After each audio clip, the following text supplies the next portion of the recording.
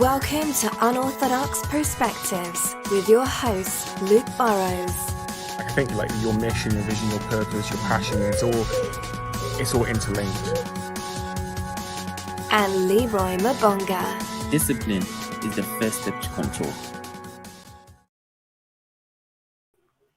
All right, hey guys, what's going on? Welcome to episode 19, I believe we are on now, of Unorthodox Perspectives. Leroy, how are you doing? I'm good. Yeah, can't complain. How are you? Fantastic.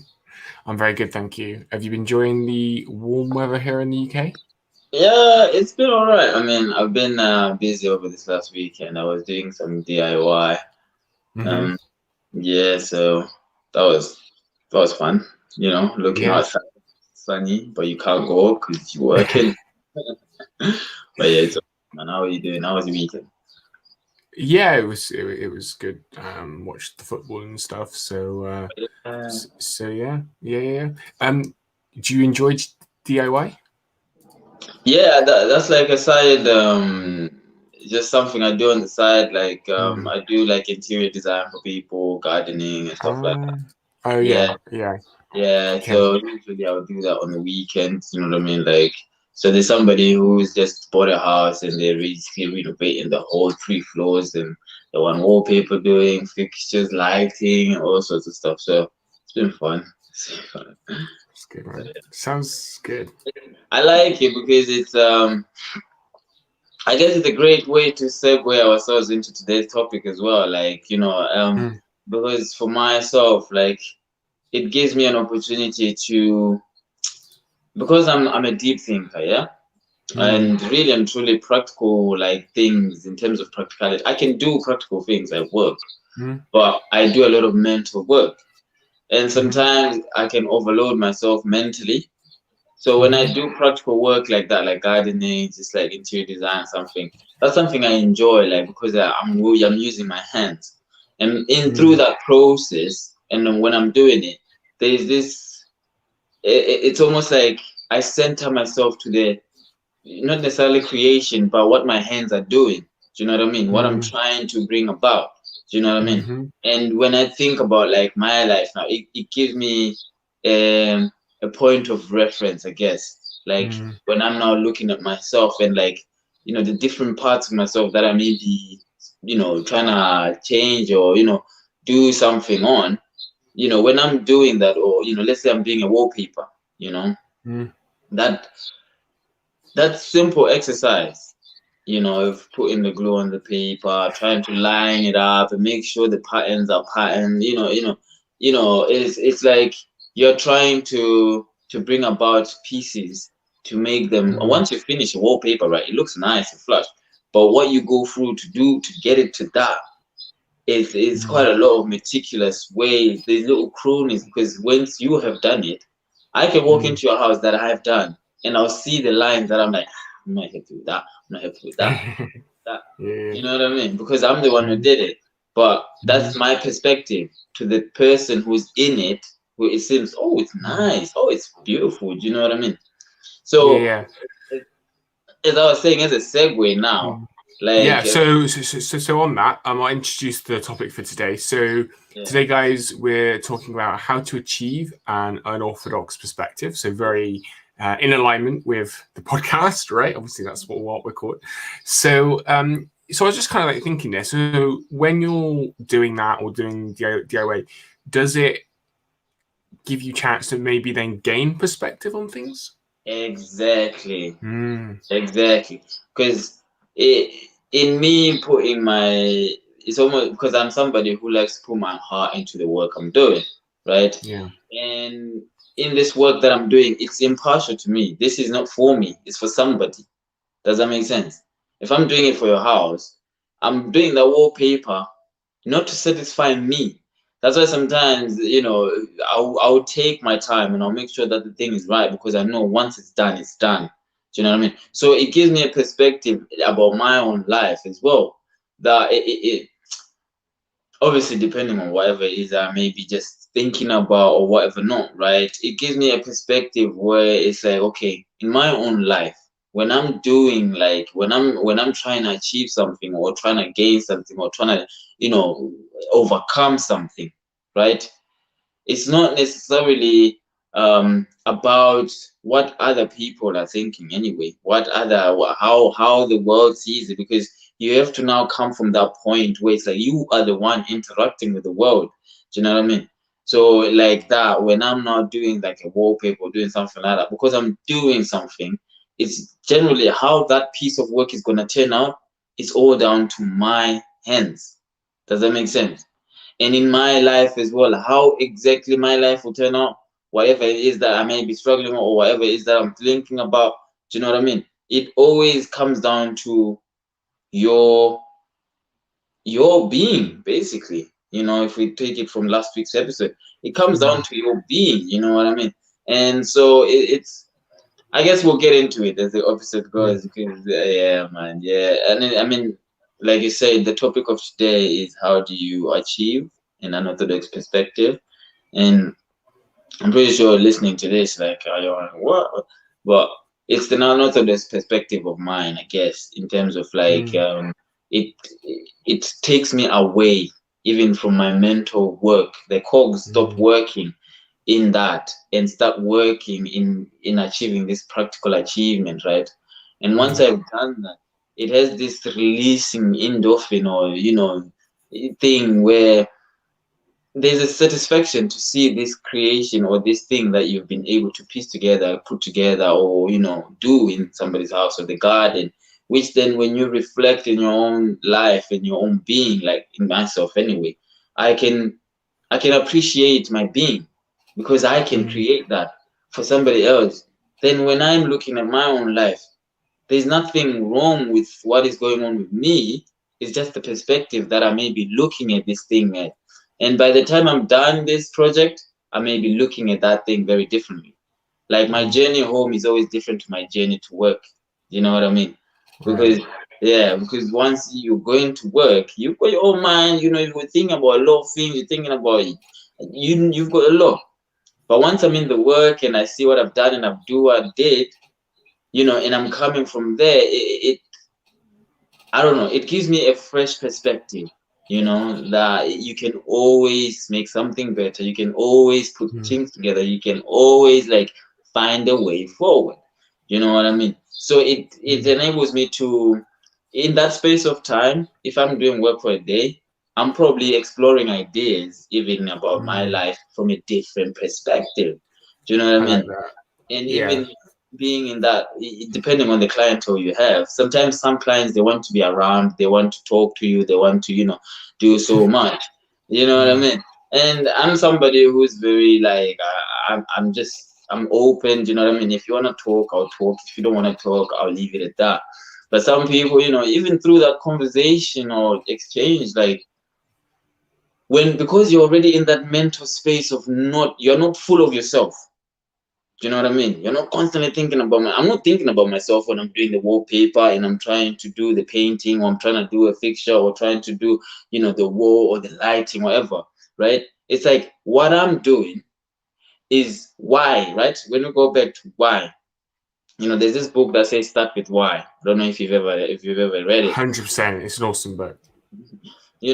When you start with a why, right? In that environment, my why of just being in that space. If we go back to last week's episode, being, right? So I am being in your house. So as a being in your house, I cannot think about myself. Does that make sense? As much as I can think about myself, I don't know if you're catching me there, because now I literally, as I step through your door, I leave almost like the thoughts of like, oh, Leroy, oh, okay, how am I doing this? Oh, I'm constantly thinking about everyone else. But now I'm in a space where like I'm being a handyman. So in my being a handyman, all my being in this space and time is to achieve this goal. Does that make sense? So once now I finish that job and I step out of your house and I'm going back, I'm now into my life, back into my life, right? It comes now back to I'm being myself, right? And so it sounds like when you're doing the job, Yeah. So one of the things we touched upon during was it last week's episode, or an episode recently, was in terms of the point you made on being, is that we attach then like our self-identity to those job titles, right? Yeah. So it sounds like when you're going into that work space, and I just caught onto it when you said handyman, you're almost then taking on the identity of being the handyman or the DIY person, when you step, which gives you a different perspective on things, which is when you step out and obviously you're on your way home, you're back. For me, like, you're always still Leroy, right? Like you know what I'm saying? No matter what I'm doing, like, I'm Luke, right? Yeah. But then, of course, like when I'm Luke doing podcasting, I take on the podcast being of the podcast, right? Yeah, okay. The host I of the see. podcast, right? Yeah. You know what I mean? But I cannot say that's you. Do you know what I mean? Does that make sense? Because that's just a role. That's just a role that we fill. I don't know if this is going a bit off topic, but when you were also talking there, I was thinking, okay, what are some things that I do? So for you, it sounds like it's DIY, like you're doing that. You gain new perspectives doing that. I think for me, one of the things that actually, I don't know if this actually fits, because obviously we're talking about being a handyman, you take on the identity of that role. But in just terms of like, how do I gain perspective, right? On life, on things. And I think it's mostly during the mornings when I go on like my morning walk. Because like when I'm I'm just, it's like 5:30 in the morning, right? There's hardly anyone around. It's just nature, right? And so a lot of kind of ideas have come from that. Maybe it's because I'm like in that moment at like my deepest self, if that makes sense. Like there's no noise around me. Like I can actually really connect with my being, right? I guess, like me, like, and then gain perspective on things. And during that time, I don't know what happens with you, like when you're kind of like gaining perspective on things, but I think I mentioned it last week as well. I usually question things, and like how I see it. And the whole thing with like perspectives, guys, is like that's just how one person sees something, right? And so therefore it's just like that one person's hypotheses on life or ideas on life that maybe that they see, right? So it's their perspective. That's one thing that's helped me to see different perspectives, I guess, and just like start to question things, and like you go out and you just see, as I mentioned, it's usually quite quiet, but you just see then slowly as the morning goes on, like people just leaving for work, like, for like between 6 and kind of 8 or whatever. And I'm just kind of walking around and I'm just like seeing everything, right? And you have the dog walkers and they're like rushing, and it's like, oh, okay, and I just pick things up, and then just like from that I just create my own hypotheses, I guess, and ideas of the world. So I don't know if you have any thoughts on that, and it's a bit off. It's a bit different from what we're talking about. I think it's dead on point on topic. Okay. One thing that came why I brought this title for this today's topic was somebody was asking me like, okay, we speak a lot on unorthodox perspective, right? But it sounds like you guys are always speaking from almost like what you think, right? And I was like, I hear you, right? I hear where you're coming from. But what we are trying to achieve is exactly that, because that is our unorthodox perspective, right? We share that, but then in order to make that not to be biased, hence why we bring also people as guests to hear their perspective. To add their perspective. Yeah, and their perspective, because it's all perspectives. But if you was just me and you every single week talking, okay, fair and fine. But in that, we're trying to create this platform that, as much as we can talk from our experiences, that's why I like to go back on our experiences, because that's the perspective I've learned from your perspective. Do you know what I mean? So in that way, it enables me now to share these thoughts in the perspective that I personally hold. It's an unorthodox perspective, but yet it enables. Now I'm trying to share that fact that we all have an unorthodox perspective to life, right? And when we go back to today's topic, is in that sense where, okay, how do you achieve an unorthodox perspective, right? And when what you said, like I was saying now, it's on point, because I picked up something. You said when you now walk that time of the morning for you, you feel like that is your connection with your being. Not Luke, the podcaster, the host, the founder of Grow Together, all those roles you may hold. You are connected to being. And being is observant. Being is seeing dog walkers, being is seeing cars coming up, being is feeling the time, the air, the freshness, everything that you go through.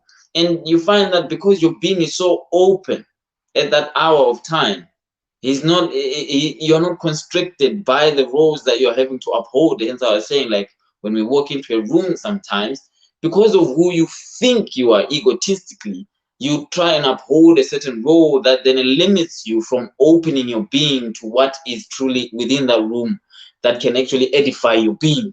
Do you know what I mean? You almost walk into the room and say, I already know what I am, what I can be, and I cannot be anything more. And I'll close myself here. So if you woke up every morning and you just thought, okay, I need to host a podcast in 3, 4, 5, 10 hours. I'm a podcaster, right? Or I'm a host, I'm a founder, right? You're walking in the morning, but you are not being. You are just, I don't know how to explain it, but you are not allowing being to. Yeah, you're kind of upset. It's kind of like you're. I don't know if obsessed is the right word, but I think I understand what you're saying. Is that when you kind of, I kind of see it like this: when you have all these roles to fulfill, there's no kind of like no flow, right? Whereas when you're able to get to that state of like what we're saying, of just being, I feel like there's more flow, right? There's more creativity. There's more. I suppose in a way it kind of comes from your intuition, or potentially as well, like that deeper self. And going back to what you mentioned before about unorthodox perspectives, I actually think, although everyone obviously has different perspectives on things, I think what we're sharing, even from our own experiences, is also unorthodox, right? Because we're able, through personal growth, through maybe again that's coming from a deep place through intuition, we've started to be able to question things, right? Like, while we're not the only people maybe having these types of conversations, one of the purposes of doing this for me was to then slowly challenge like the mainstream, right? Like status quo, like that's the whole point, I guess, of like why I wanted to call it unorthodox. I think we were also playing around with the name of unconventional, because it's not in the status quo. Like, before getting into personal development and a little bit of entrepreneurship, somebody said to me like intuition. I'd be like, what's that? Because it's not what the masses do ultimately. And I think the purpose for me with unorthodox perspectives is to actually is to question that, if that makes sense. From our own experiences, from how, of course, we see the world, but also from how our guests see the world as well.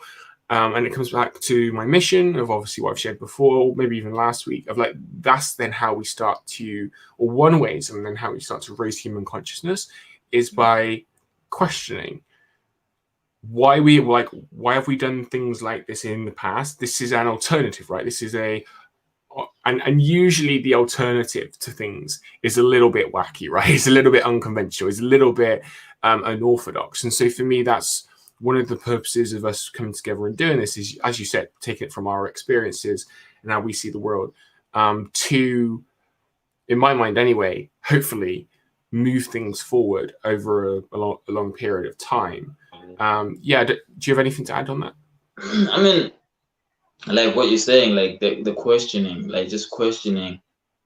I like the fact that you mentioned that, like, there is an intuitive aspect to it, this unorthodox, like, perception to life, or just perception in general.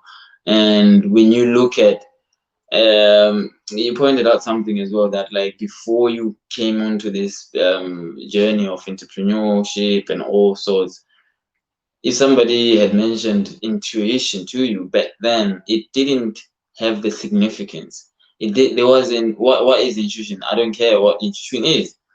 But as you grew into a space where you wanted to know more of self, and the more you read and the more that word intuition was probably starting to come up.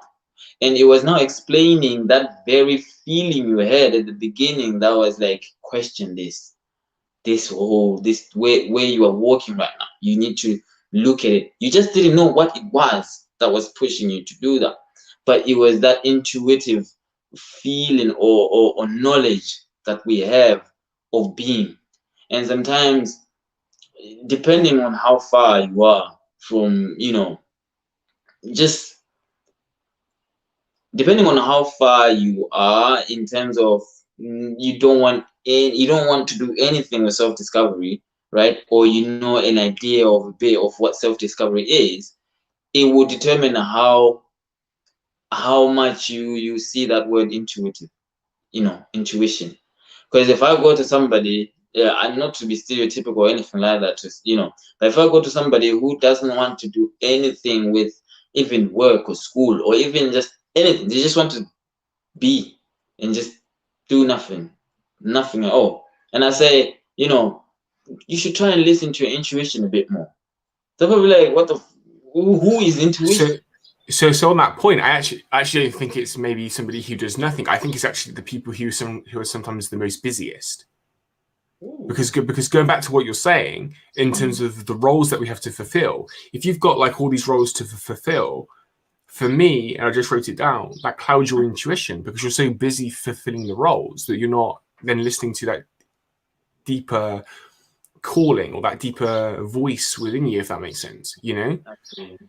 Because let's just say every so often this has happened to me, which is why I've done like do reflection and question things and that. The things like the same thing, like it could be an idea, right? An idea like every month, it just starts to surface itself. But I'm so busy fulfilling more my current roles, I don't give the energy to that thing that actually has come up multiple times. Now, once I brought more awareness to that and started, writing and journaling and everything, go back through it, and I notice, oh, this idea has come up multiple times. I wonder if that's my intuition kind of telling me, like, actually go and pursue this idea, because why else would it come up? Like someone questioning it, like, why else would this come up like 4 or 5 times? And so then once I take a step back and took a step back from some of those roles and just come back to more of that being self, that being state, and listen to that, I think that's somehow then how sometimes we move forward. But if we were always fulfilling like all these roles, then how are we able to listen to our intuition because we're so busy on fulfilling all these roles? Yeah. I think from what you just said, like I had a number of points, like what you mentioned there as well. Like I think like you pointed out, I was talking about the other end of the spectrum, and then you just spoke about the other end of the spectrum, right? You find that there's those that don't want to do anything with life, and there are those that are so busy with life, right? And to find intuition working in these two spectrums, it will be hard, because the one that doesn't want anything to do with life will not even act up on the intuitive thought of an idea that may make you $1 million tomorrow, right? And the one who's so busy and so caught on with the roles of life may be so busy that they wouldn't listen to an intuition saying slow down or maybe change the route, because they are so focused on fulfilling the plan that they feel like they need to uphold, right?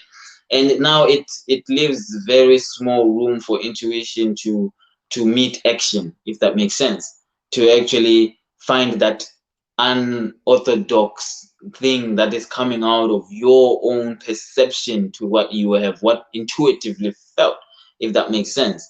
So I don't know, in those points, I feel like maybe that in having a balance now from not being somebody who's not about anything, or being somebody who's so full with things that you don't even have time to be, but having that balance of understanding that there's times where, like you said, in the morning, yes, you're walking, but you're not really chasing anything like There's a role. And it's so true. And I'll just say, and everything else on my morning thing, I don't take earphones with me and listening to music or listening to a podcast or distracting myself in any other way. I am literally walking. You know what I'm saying? Like even if we're listening to music, sometimes, you know, that can take, I don't know, a certain percentage of our attention, you know, or if we're listening to a podcast, you know, then we're focusing on listening to the podcast. You know, I took out my earphones and I stopped that, you know? And so I'm just very focused on going on this walk. Like I even I think I read something somewhere of in terms of, what was it, enlightenment maybe, or being in the moment. I think it was something like that, and it spoke about as you're walking or whatever you're doing, as you're like putting your foot on the ground and obviously walking, like actually feel that, you know, because obviously because it's such of a habitual thing we do, right? Like it's part of our subconscious, like we just do it. And so even things like that of like actually, like this might sound so weird to people, right? But that's the whole point of this show, right? Unorthodox, right? Yeah. And then actually feeling my foot hit the ground, right? And just being so like in the moment, being, as we're talking about, that's what I do in the morning, you know. And some of my and then what usually happens is I get home and have to like brain dump like all the things that was kind of going on in my mind, right? Like ideas or things, just intuitive things that came to me, because obviously I don't want to like lose them. It's interesting for me to like come back, spend that like 10-20 minutes capturing some of the things that came up, starting to question some of those things, you know. Sometimes it might be that, I noticed I was feeling anxious, or what caused that? Oh, this caused that. Why? You know, and just kind of go, you know, do that for 10-20 minutes or something, and then crack on with my, crack on with my day. And then usually do a workout or something, or then learning, like listen to a podcast or something. So yeah, that's kind of what I do in the morning that helps me to get into kind of that state. But yeah, I don't distract myself with podcasts, music, or anything, because again, then because if we do that, then are we actually being in the moment, right? Yeah, you're true. Like, and this is coming from somebody who loves music myself. Like, bro, I told you, man, like I love music. Like, it's mad. And it's something where over the last year or two, like exactly what you're talking about, like music. When you have music, right, even if you're taking a walk or just listening to music, I had moments in my life I would listen to music from the moment I'm awake to the moment I sleep. Yeah. Now, what happens? It's fine. You know, music is music, right? We all have our own preferences, right, in how we listen to it.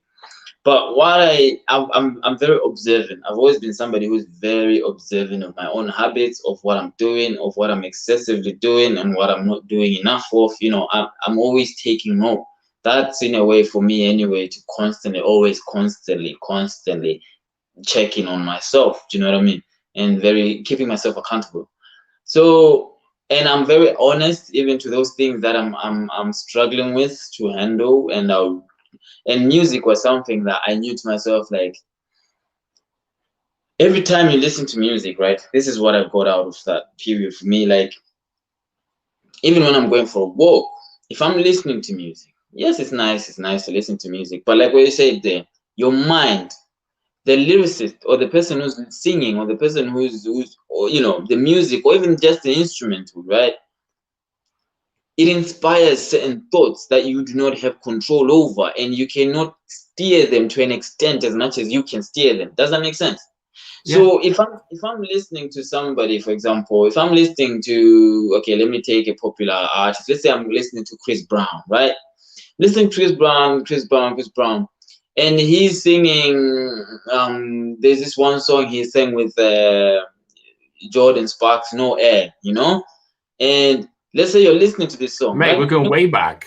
We're going way back now, right? Yeah, you know the kind of. I used to listen to that bloody hell back in the day. Love man, back in the day. You know, so you take that and you've got it on you, right? In the morning, right? And you're listening, like, oh no, ooh. What's gonna happen to your mind? You're just like, ooh, no, and then the lyrics are like, oh, I feel that, you know. So you're feeling it. It's nice. The music is good. You're like, oh, the environment is nice, but you're missing one ingredient. You are not there. Your mind is where the music is taking you. Maybe you are now starting to think about maybe a lost love or somebody, you know, depending on the song, you know, if it's a club 100%. song, you I've know what said I that mean? before. You're probably trying to dance or something like that. Do you know what I mean? That's me. That's the power of music. There's actually a documentary, like a 6 to 7 part documentary that was made by one speaker talking about the history of music and how it actually affects us, and it's deep. You know, so what you're saying there, like, you know, things like that distract you, like you you are still not allowing your being to be open to the universe, to be open to that you know, that reception. Do you know what I mean? The reception you are having right now is connected to that music, if that makes sense. 100%. Because like for me, it then, especially certain songs, you know, Yeah. produces like a feeling, right, and an emotion, and so then you're kind of feeling that's triggered by the music, you know. What I would say to people is, we're not saying not to listen to music, not to go on a run and listen to music or whatever it is, like, because I think a part of it is self-awareness, right? Like, if you need motivation per se to do a workout and there's this song that gets you so fired up, right, listen to it, then work out. Then, so for me, this is the whole part of the conversation of like raising human consciousness, right? Because then you're becoming more aware, more self-aware of what gets you going. That song does, but in a way, you're doing it with purpose, right? You're doing it for, I guess, for a reason. Now, if you just want to listen to music because you like music, fine, like 100%, like do that. Well, I'm not saying not to do that. But you mentioned before, like, I do feel there needs to be a balance between these external stimulants, I guess, and spending that time just with ourselves, you know, just connecting with that inner self. And I'm so happy you brought up music, because I've said this before to someone a few years ago. Actually, they like broke up with someone, and I said, don't listen to any sad music. You know, I've done that before. It just makes you feel 1,000 times worse, right? You make a U-turn as well. You know, you actually make a U-turn and go back to that situation. Exactly, 100%. So I'm so happy you mentioned that, man, because it's so true. You know, whether it's music or maybe even a podcast or any, I feel like any external thing that we kind of engage in, ultimately will end up producing a feeling, and then from a feeling, a series of thoughts. And so that's triggered by this external thing. And I guess what we're trying to say is, it's funny because I thought about this on one of my walks recently, is that it's so much like, so I feel like so much of life is actually more of an inner game, like more of the conversations that we're having, because if you, I feel like, sure, like sometimes sometimes, I mean, it's hard not to be controlled by external stimulants and just external things. But I feel like the more that we can live life from inside out, I've said that so many times, the more we can live it from inside out, no matter what happens, you know, bad events, whatever it is, the more that we can just live from that place, I think the more fulfilled and happier that we ultimately become. Yeah, that's my thoughts on that. I think that's true, man. Like, because from somebody who loves music now, like you're saying, like, you know, I've had to really watch that aspect for me. Like you're saying, you have to be self-aware, you know, and it's something. I'm at a point now, like, I'll have my headphones on, yeah? I'll have my headphones on from the time I leave my house, but I won't have anything play until I even get to like Cheltenham, right? That literally, like, and I've come to this place where I'm so much at peace from within that the thoughts that I usually have from music, I've come to a place where I feel like there's a time. Do you know what I mean? Like you're saying, like, if I'm going to the gym, right? I'm not gonna lie to you. I'll put some tunes that I know will keep me going, right? Because it's in that.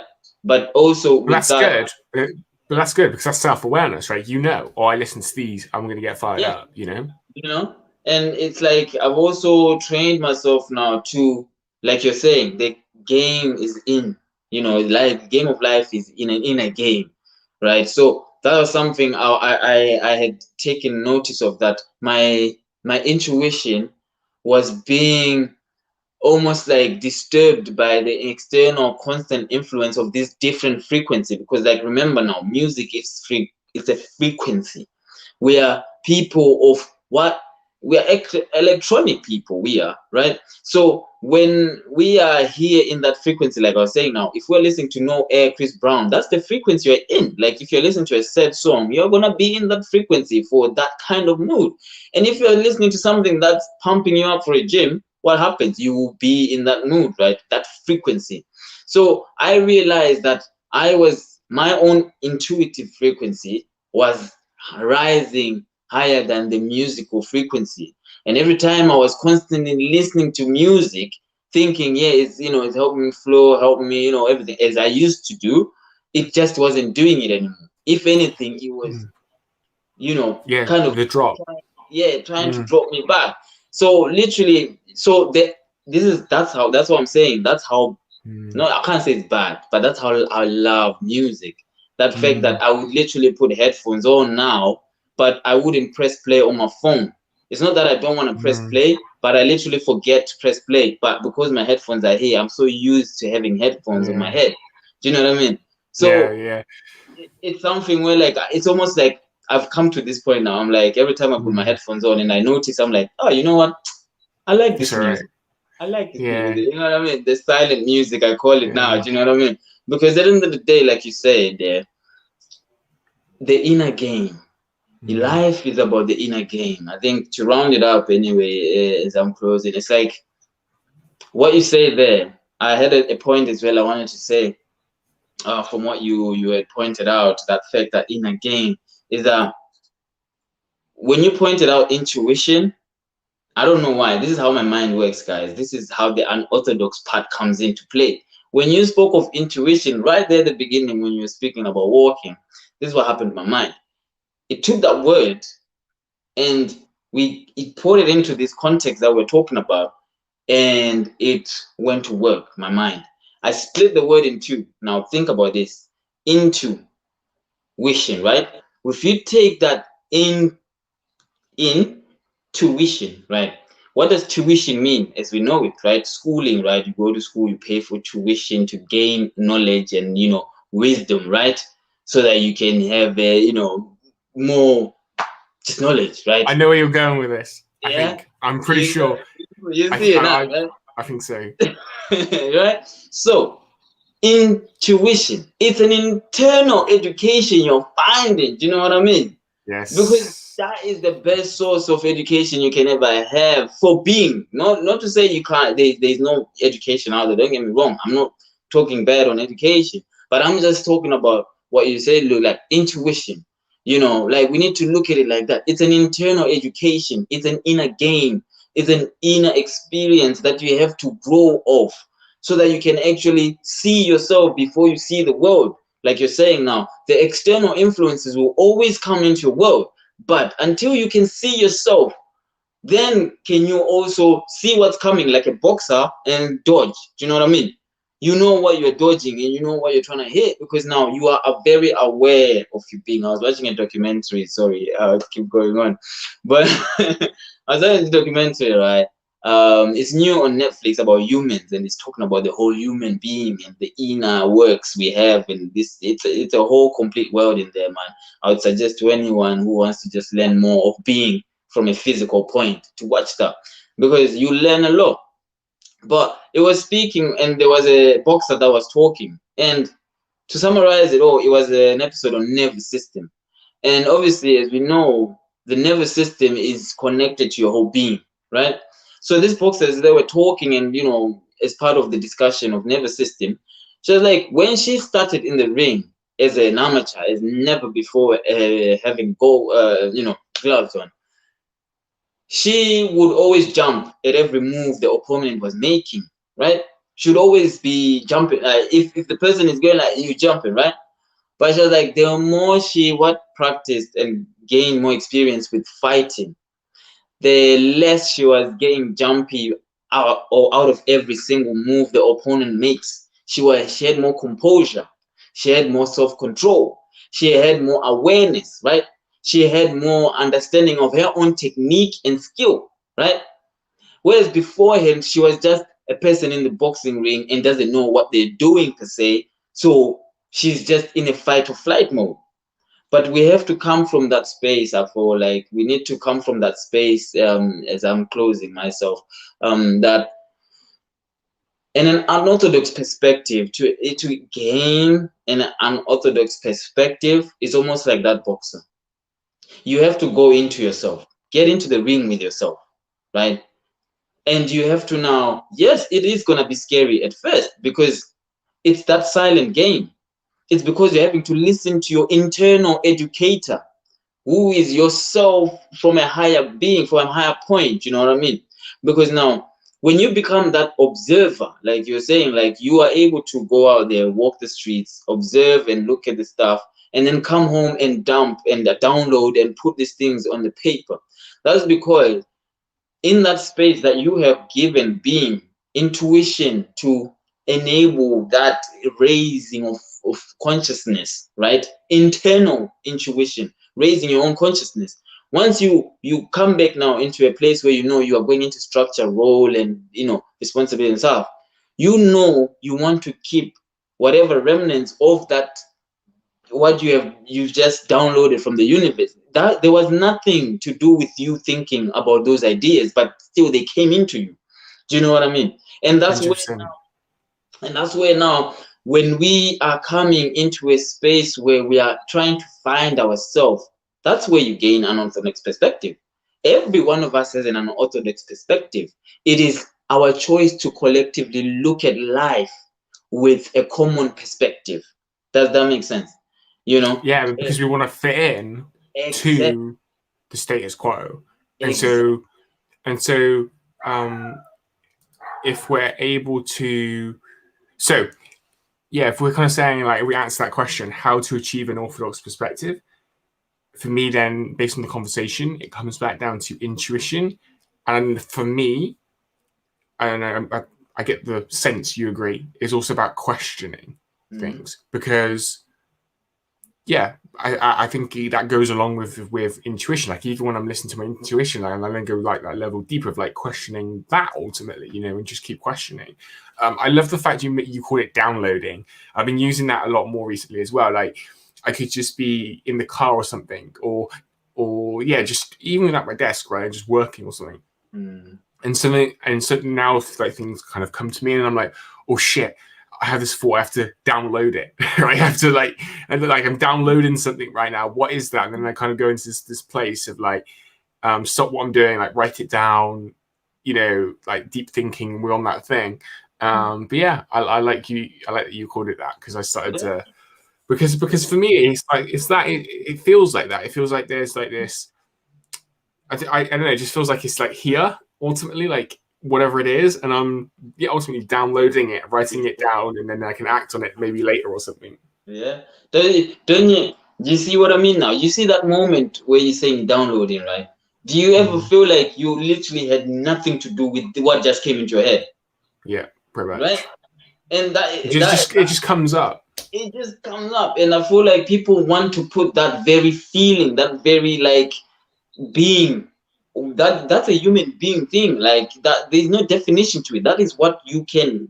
It's just intuitively, internally upon you. Each and every single one of us has that. So when we try and put it in a box, right? Like, oh, I came up with this idea, right? And then this is what happens.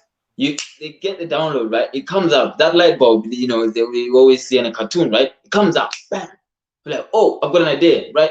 And then you take that idea, and then you automatically come off that plane of intuition. You don't just let it come in. You take that idea, and then as soon as you have it, you're almost kind of now scrutinizing it based on what you know, scrutinizing it based on every single aspect past experiences. Yes. You haven't. So now, like what you said, that like you literally go out there as you are, and until you come back home, that's when you put whatever it is in your head onto a paper or onto something that you can look at, right? and then get into the day in whatever sort of form.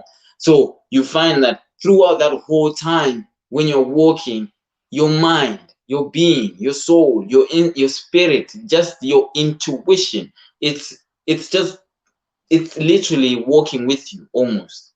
And wherever your eye goes, and where you're just letting it go, and I feel like that it increases this sense of self and acceptance and like love for literally how you understand the world. Do you know what I mean? I cannot deny the fact that you saw a dog walker doing whatever, no, in the way that you walk, but that was your perception. And that's what we're trying to say here, is that we all have a different perception, right? Because on that, Leroy, sorry to interrupt again. So just come to me, because I like some people might just see a dog walker, right? Yeah. And then like I might see a dog walker who is very stressed and rushing for some reason, and I'm like, oh, why are they rushing? Maybe, and it could be 1,000 reasons, but again, it's partly maybe based on past experience. I'm like, could it be because they're rushing to get to a job? Or they don't look too happy. Do they love their job? And I'm like questioning it, right? And then kind of from this, I then form like these, I guess, I think I mentioned it before, like these hypotheses, which is why I had like these questions and like question the 9 to 5 culture and everything by my perspective, right? By like what I see in the world, right? In the status quo ultimately. So yeah, like again, when you're just talking there, like somebody might just see a dog walker. I see a stressed dog walker, and then I'm like, why? Like, oh, it could be this, this, and this, and then I like question each one. And so, which is, I feel like it's a feedback loop, which then forms a new perspective almost, and then you see someone else that like forms a new perspective, and so then it just keeps on going. It's like this thread of a string that keeps getting, I don't know, bigger, or it keeps taking you further to you see more, or like you're saying, you see the dog walker. There may be 3 people in that morning, somebody else walking from that direction, somebody else walking from that direction, looking at the one same dog walker. But look, you've had a different perception to that dog walker. The second person might just walk or run and do whatever and not even notice that dog walker, right? The third person might walk up and say hi to the dog walker. Maybe they've got a dog as well, right? Do you see how the perceptions and perspective differ? You may not have opened your mouth, but yet you still saw a different perception to that.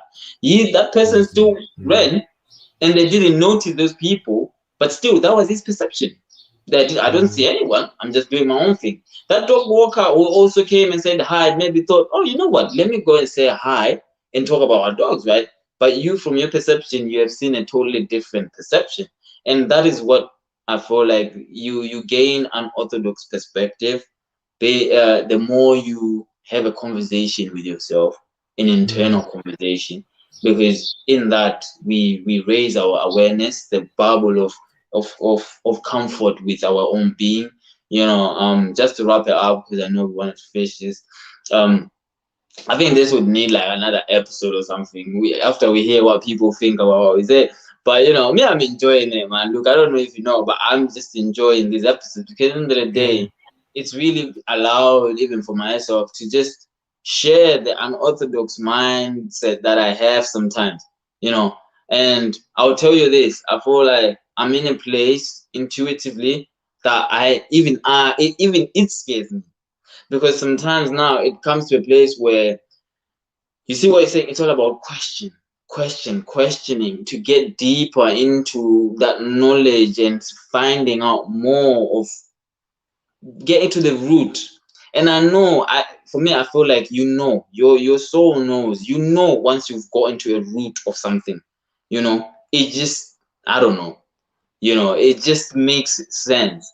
But then sometimes we feel like, because the whole world does not see it as we do, we feel like we are the ones not making sense. It's nonsense. Nonsense. That means it's just something that people cannot comprehend. But that doesn't mean it's not. You know what, Leroy? Like, I love how you break down these words, man. Like, it's just kind of like when you said intuition. As soon as you mentions like the tuition part, I'm like, oh, I know where he's going. Like tuition, education, inner wisdom, inner education, etc., etc. Yeah. Maybe we should just do a whole episode on just breaking down words, right? I'm just like, it could be an idea. That could be an idea. Awesome. But, Yeah. I agree what you said. This episode probably needs some more time. We're out of time today. But I think my final thoughts would be how we achieve that unorthodox perspective is we're saying like intuition almost of could go back to being of self.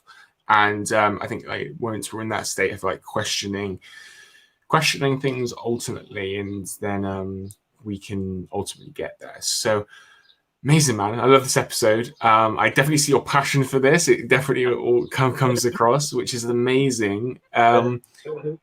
Yeah, awesome. So next week, I think we have a guest. So I'll confirm that obviously with you, Leroy, and it'd be good to get a guest back on. Awesome. Leroy, in 30 seconds or less, do you have any final words? Final words, man. In unorthodox perspective, to gain it is to merely be comfortable with your own comprehension of life. Amazing. I love that. I'm going to quote that on Instagram or something.